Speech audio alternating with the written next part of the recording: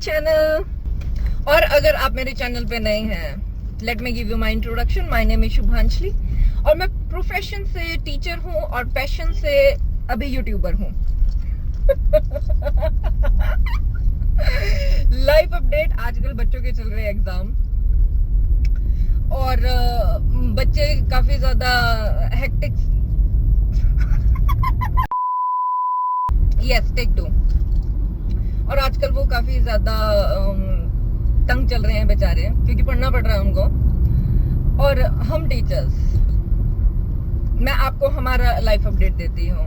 पहले हम एग्जाम में ड्यूटी देते हैं तो हमारे पैर थरथराते हैं, फिर हम बैठ के पेपर चेक करते हैं, हमारी पीठ थरथराती है, फिर हम झुक झुक के पेपर चेक कर रहे होते हैं, हमारी गर्दन थरथराती है। और इतना लिखने के बाद जो हम इतने खुले खुले नंबर देते हैं, इतनी लीनियंट मार्किंग करते हैं, उसमें हमारे हाथ भी थरथराते हैं। Thank you. यस, तो अब चलते हैं अपने नेक्स्ट अपडेट पे।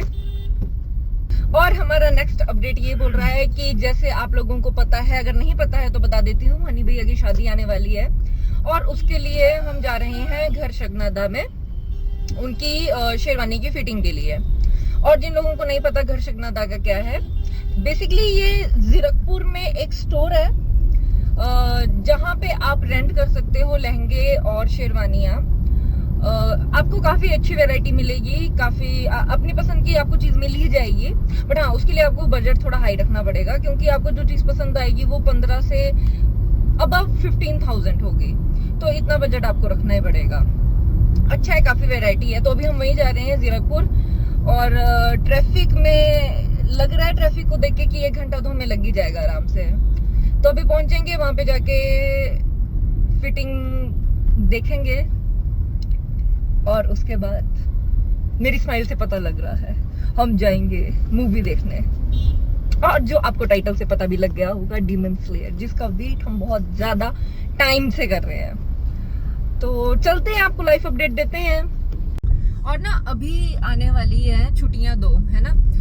एक है संडे तो है ही है, मंडे की भी छुट्टी है। तो आज सैटरडे है, कल हम लोग जाएंगे हनी भैया की शादी का कार्ड देने के लिए मेरे ननिहाल, मेरे नाना नानी के पास। तो मैं आप लोगों को अपने नेक्स्ट व्लॉग में दिखाऊंगी कि कैसे हिमाचल के गांव होते हैं और वहाँ पे लोग कैसे रहते हैं और वहाँ की ब्यूटी क्या है। मैं इसी ब्यूटी के लिए बात कर रही थी कि जो चीज़ नेचुरल है उसे नेचर ने बहुत सोच समझ के बनाया, उसे वैसे ही रहने देना चाहिए।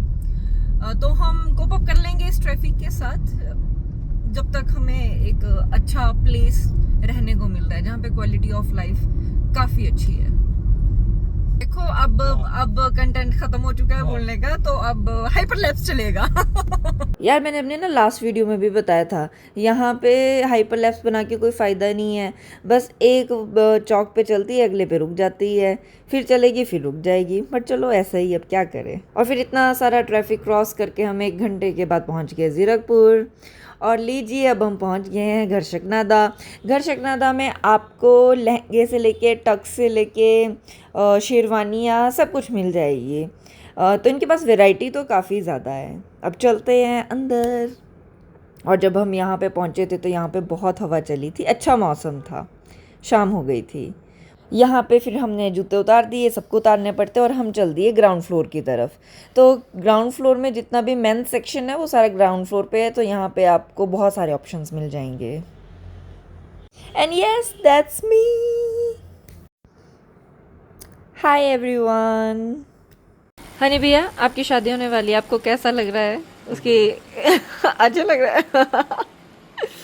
अब आप फाइनल, बहुत बढ़िया, अब आप फाइनली अपनी शादी मेरी लगने वाली है। फिर आपको शेरवानी पहन के आ रही है, फील की होने वाली है। तो पहनने तो दो, बंद करो वीडियो। ये वही हनी भैया अपनी शेरवानी पहन रहे हैं, ये बन गए हीरो, बन गए। क्या बात है। पीछे पीछे पीछे जाओ।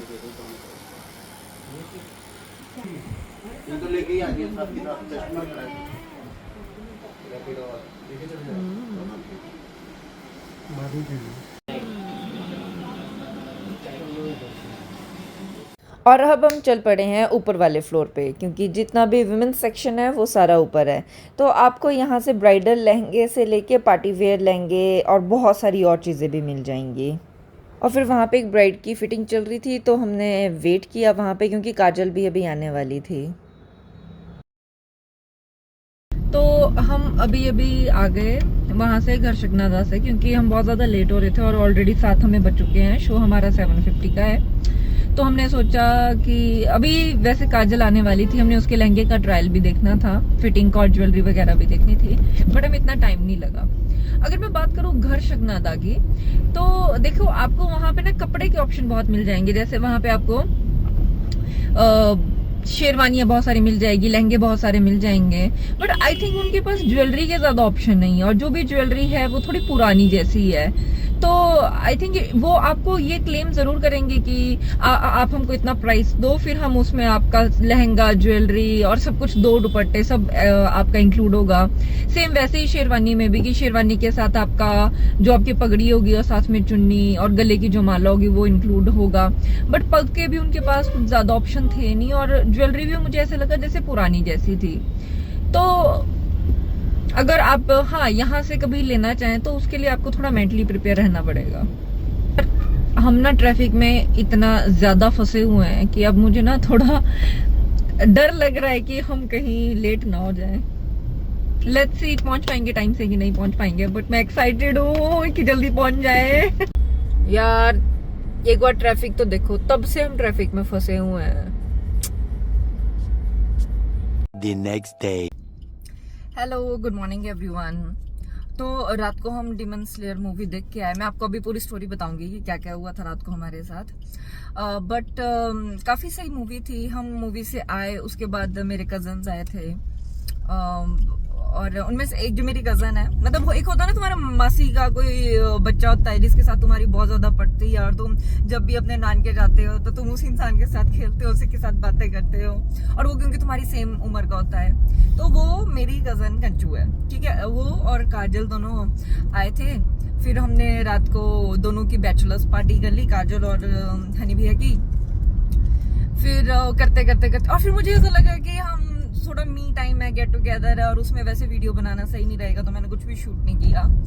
और ऐसे करते करते रात को हम 2 बजे सोए हैं। तो जब 2 बजे, तो हमें सुबह जल्दी भी उठना था, तो हमारा प्लान था कि हम 7 बजे तो कम से कम यहाँ से निकल जाएं। तो अब अगर मैं टाइम देखूं तो नॉट बैड, 8:14 तक अब हम निकल गए हैं नानके जाने के लिए। और यहाँ से मेरा जो ननिहाल है वो कम से कम 3 घंटे दूर है, 3.5 रख लो आप। अब रोड भी थोड़े खराब है हिमाचल के, और अगर बहुत ही कुछ हो जाएगा तो आई थिंक 4 घंटे, पर इससे ऊपर नहीं लगेंगे। ठीक है, टाइम से पहुंच जाएंगे, कोशिश करेंगे जल्दी पहुंच जाए। हाँ, तो रात को हमारे साथ क्या ट्रेजिक स्टोरी हुई कि हम पहले हनी भैया की ना शेरवानी की फिटिंग करने के लिए जीरकपुर चले गए।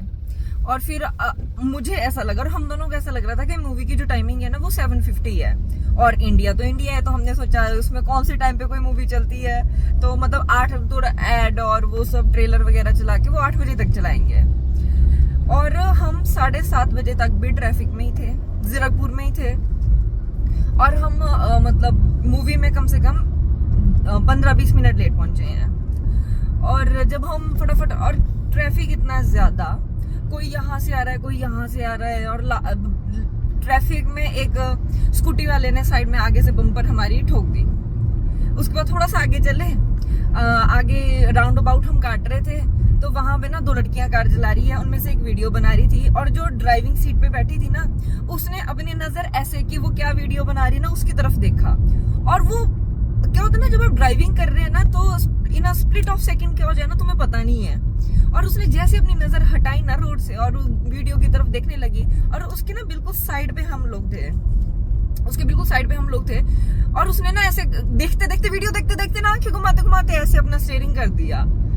और believe me, I think 1 inch का भी फासला नहीं होगा, और मैं इधर उधर ही देख रही थी, और मैंने ना भानु को बोला कि ये कहाँ को आ रही है, और उसने भी एकदम ऐसे मोड़ी। और हमारी किस्मत बहुत अच्छी थी कि हमारे ना लेफ्ट हैंड साइड पे कोई नहीं था, तो जैसे हमने ऐसे को एकदम कट मारा तो बच गए। उसके बाद मुझे लगा यार ठीक है कि चलो थोड़ी निकल जाएगी, बट थोड़ा आराम से चलता है। वैसे हम तो काफी ज्यादा आराम से चल रहे थे, बट बहुत ज्यादा ट्रैफिक था। फिर अच्छा हम पहुंचे, और जब हम पहुंचे मूवी 10 मिनट की निकल गई थी। तो मैंने मतलब स्टार्टिंग का 10 मिनट नहीं देखा, बट आई नो स्टार्टिंग के 10 मिनट में क्या हुआ होगा। वो सारे इन्फिनिटी कासल में गिर रहे हैं, तो सबको एक एक थोड़ा थोड़ा स्क्रीन टाइम दिया होगा हर एक कैरेक्टर को। बट वो क्रेज भी तो होता है, वो देखना भी तो होता है। तो अब लेट्स सी क्या करेंगे अब। उसके बाद हम पहुंचे, मैं जैसे ही थिएटर पहुंची मैंने फटाफट ना साइड वाले में 2 लड़के बैठे थे, उनको पूछा कि यार कितना निकल गया। फिर उन्होंने बोला इट्स ओके 10 मिनट का ही निकला है, और उन्होंने हमको बताया कि अभी तो बस इतना ही दिखाया है कि सारे वो गिर रहे हैं। मैं आपको मूवीज के क्लिप डालूंगी, मतलब थोड़े थोड़े, और मुझे क्लेम ना आ जाए या कोई स्ट्राइक ना कर दे, तो इसके लिए मैं थोड़ा उसको ना ब्लर कर दूंगी। बट मैं आपको चीयर्स दिखा रही हूँ।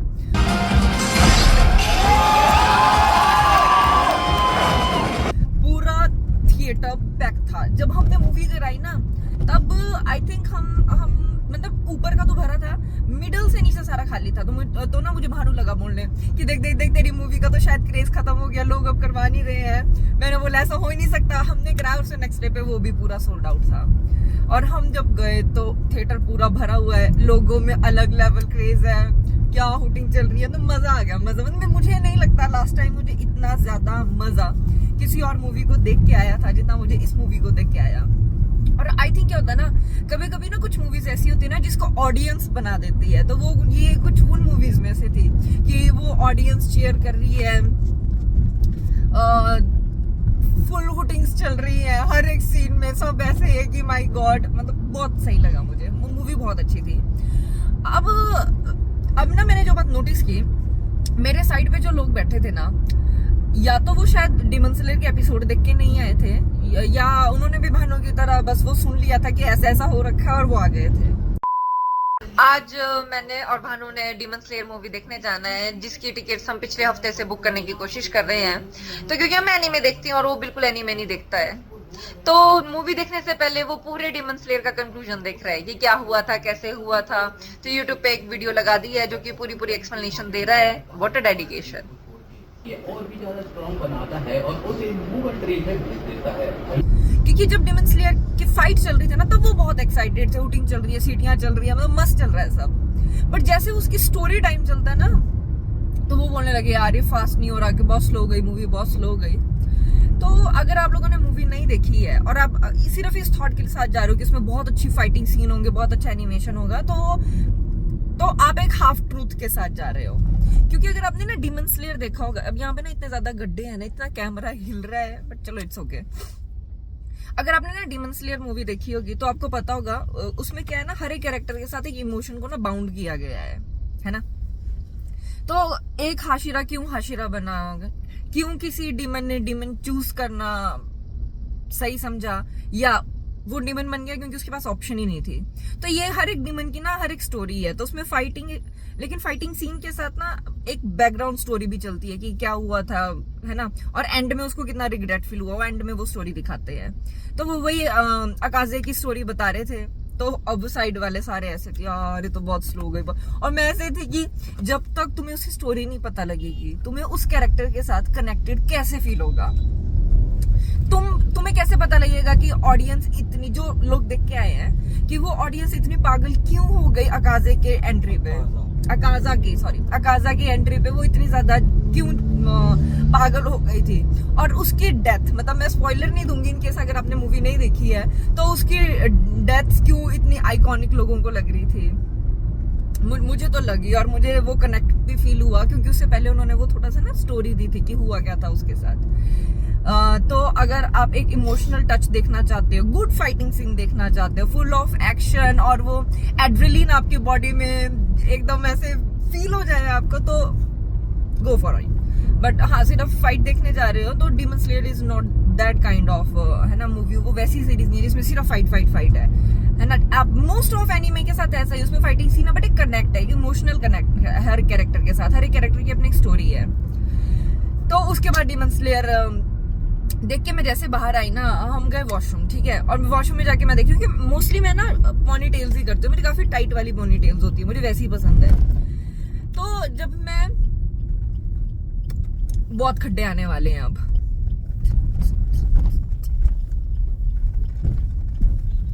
ये बीच बीच में ना रोड की बहुत बुरी हालत है, बहुत ज्यादा। अच्छा, मैंने क्या बोला था लास्ट? याद नहीं आ रहा। क्या बोला था मैंने अभी? हाँ, याद आ गया। तो मैं ना वॉशरूम गई, वहां पे जाके ना मैंने क्या बात देखी कि ना मेरे पोनी टेल से पीछे से मेरे सारे बाल निकले हैं। वैसे ना मैं वो थोड़ा रिकॉर्ड करना चाह रही थी, but I was feeling very shy कि, और लोगों की प्राइवेसी भी होती है, तो मैंने इसलिए नहीं शूट करना सही समझा। बट ना सारे बाल यहाँ से निकल गए हैं। और तुम 4DX मूवी कोई देख के आए और तुम्हारे बालों का मतलब सही मजे बने हैं, तो समझ जाओ मूवी एक नंबर थी, बहुत मजेदार। तो अगर आप डीमन स्लेयर मूवी देखने का प्लान कर रहे हो, तो मैं आपको, ये मेरी फुल रेकमेंडेशन है आप लोगों को कि 2D बोल रही हूँ ना, सिंपल वाली 2D मत देखना, 4DX में देखना। फील है, फील मजा आ जाएगा। एक बात तो बोलना भूल गई, जो मैंने सोचा था मैं बोलूंगी। मुझे एक बात जो पूछनी और बहुत ज्यादा एक्साइटमेंट के साथ पूछनी है, आपको कुछ कमेंट करना होगा, मत करना, बट इस बात का कमेंट आपने करना है कि अगर आपने डीमन स्लेयर देख लिया तो आपकी फेवरेट फाइट कौन सी वाली थी, कौन सा वाला सेगमेंट आपको पूरी मूवी का बहुत शानदार लगा। मैं अपना बता देती हूँ, पहले 1 मिनट का पॉज ले लेती हूँ, जितनी देर आप नीचे टाइप कर रहे हैं, जल्दी नीचे टाइप करो, चीटिंग नहीं करनी है। लेट्स सी कितना हमारा वो ट्विनिंग हो पाई। कर दिया? ओके। तुम्हें कौन सी लगी? तुम्हें किसकी फाइट लगी? जल्दी बताओ, जल्दी। ओह, जेनित्सु की। हाँ, जेनित्सु और उसका भाई ना, उसका नाम नहीं मुझे रहा याद।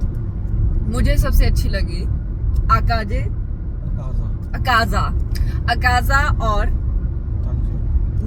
तांजीरो के साथ नहीं, गियो के साथ। और मेरे को गूज बम्स आ रहे थे जब वो, मतलब तांजीरो के साथ भी अच्छे थे, बट गियो के साथ ना मतलब मेरे को मजा आ गया। और आई थिंक क्योंकि ना डीमन स्लेयर में गियो की वो फुल पावर और वो कैसे फाइट करता है ना, अभी तक दिखाया नहीं है, तो अब जब उन्होंने दिखाया तो मुझे बहुत मजा आया। और हाँ, वो एंड वाला पॉइंट, जो वो एंडिंग हुई है ना, वो मुझे बहुत अच्छी लगी कि कैसे ना वो पूरी स्टोरी, और वो एंड में मुझे भी ऐसा लगा कि यार ये तो गए, बट वो जो ट्विस्ट आता है ना, बहुत शानदार। तो मुझे तो गियू और उसके बीच में बहुत सही लगा। और वो जो spoiler, I am not saying anything, ठीक है, बाय।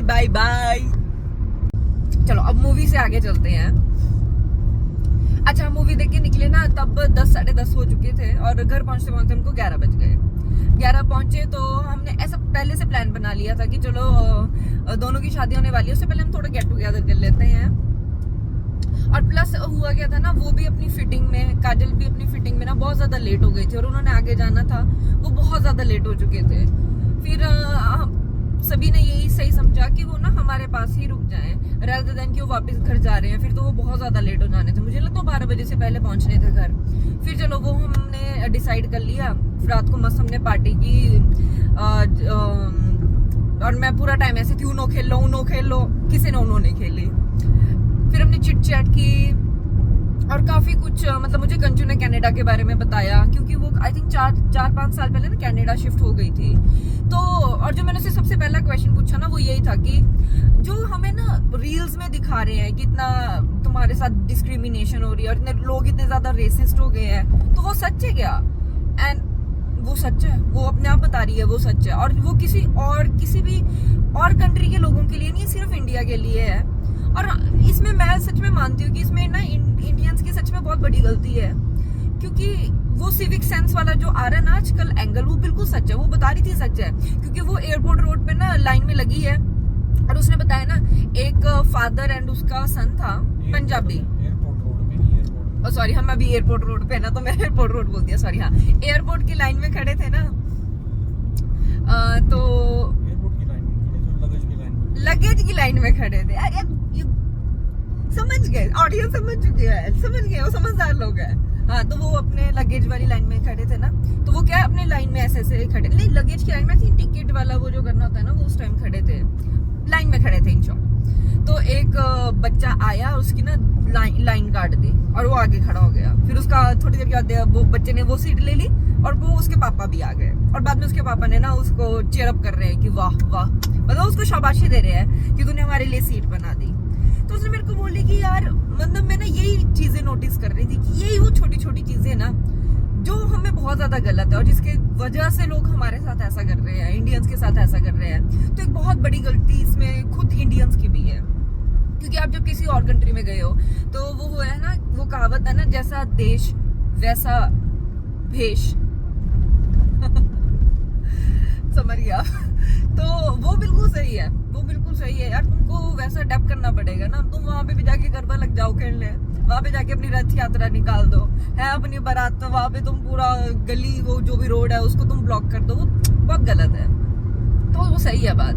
फिर वो करते करते रात हो गई और हमको मतलब 2 बज चुके थे। जब मैं सोई तो मैंने देखा था 3 बज गए थे। मेरा गोल ये था कि मैं एटलीस्ट 5:30 या 6 बजे तक उठ जाऊं, नहा धो लो और 7 बजे हम नेट निकल जाए। बट वैसा कुछ नहीं हुआ। आंख मेरी 6:30 बजे खुली, 7 बजे ये भानु उठा और ये करते करते करते करते करते हम 8 बजे निकले। और अभी जब मैं बना रही तो 8:14 हो चुके थे। ठीक है, 1 घंटे का फर्क पड़ा, कर लेंगे, कवर कर लेंगे, कोशिश करेंगे कवर करने की। अब क्योंकि ये व्लॉग बहुत ज़्यादा लंबा हो रहा था तो आगे की चीज़ें मैं नेक्स्ट पार्ट में दिखाऊंगी। Thank you for watching. If you like my video तो प्लीज सब करा सारा कबर सारा कराए सारा सारा कब whatever